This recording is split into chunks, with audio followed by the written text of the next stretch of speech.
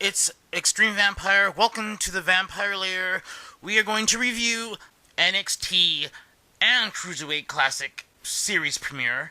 Now, NXT, this was the long-awaited one-on-one match between Finn Balor and Shinsuke Nakamura. I'm a big Shinsuke Nakamura mark.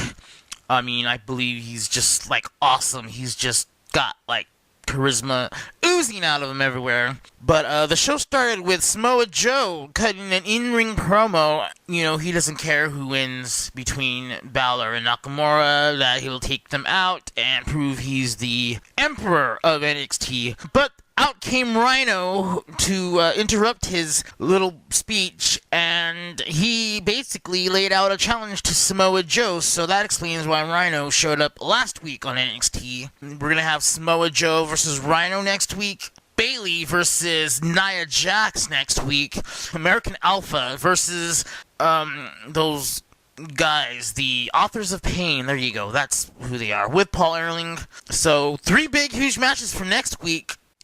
Long-awaited match, we waited 3 weeks for this one since it was announced. Long entrances. Undertaker called and said, hey, you have a long entrance. This was a great match. I mean, they beat the shit out of each other, and it was very entertaining. It went about 25 minutes long. Lots of back and forth. The finish saw both competitors kick out of each other's finishers, and that was awesome. But it was Shinsuke Nakamura in the end with a knee from the second rope, and then followed up with his, I don't know how to pronounce this, so I'm not going to try, but basically that running knee strike to the face. Nakamura gets the win. He basically is pretty much the best in NXT, I have to say.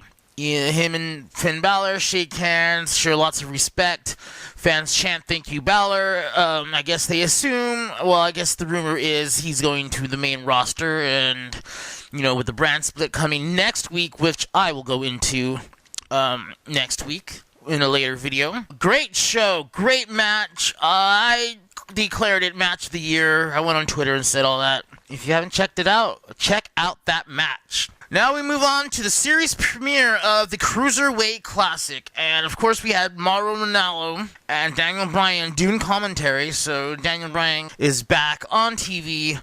We started off with the first match being Gran Metalik versus Alejandro Saez from Chile. Metalik representing Mexico. It was a nice back and forth, high-flying contest. Very impressive maneuvers by Gran Metalik. He ended up getting the win, advancing, going to the second round. Second match was Ho Ho Lun from representing Hong Kong, China, versus Arya Daivari, younger brother of Sean Daivari.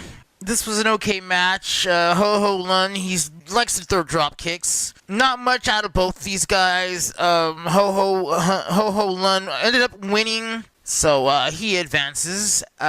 Cedric Alexander from ROH and representing USA is now in WWE, well, at least in this tournament anyways. He took on a Lance Storm graduate, Clement Patout. This was a typical basic match showcasing Cedric Alexander's agility and skills.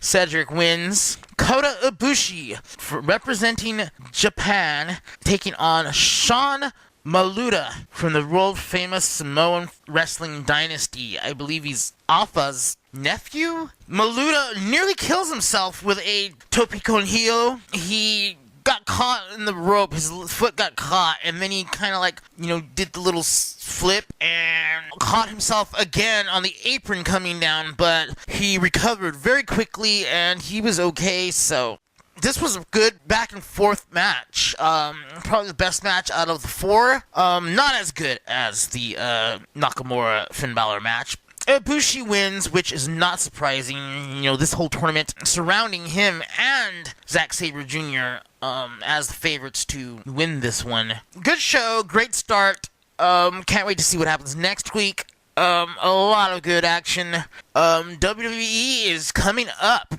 Please like, share, and subscribe.